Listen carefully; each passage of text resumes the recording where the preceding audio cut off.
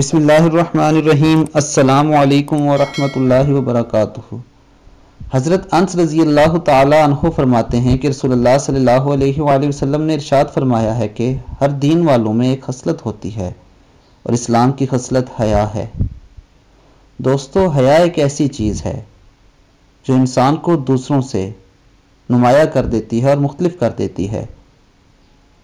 حضرت عثمان غنی رضی اللہ تعالی عنہ کے لیے فرماتے ہیں کہ وہ بہت حیا والے تھے، اسی لیے رسول اللہ صلی اللہ علیہ وآلہ وسلم نے فرمایا کہ عثمان سے آسمان کے فرشتے بھی حیا کرتے ہیں۔ دوستو، اس لیے میری آپ سب سے یہ گزارش ہے کہ آپ ایسے کاموں سے بچے رہیں جن میں بے حیائی کا خطرہ ہو، بلکہ ہمیشہ یہ کوشش کریں کہ آپ معاشرے میں دوسروں سے ایک نمایاں خصوصیت حاصل کریں گے، اور وہ کس طرح حاصل ہو سکتی ہے؟ حیا سے، تمیز سے، اچھے اخلاق سے۔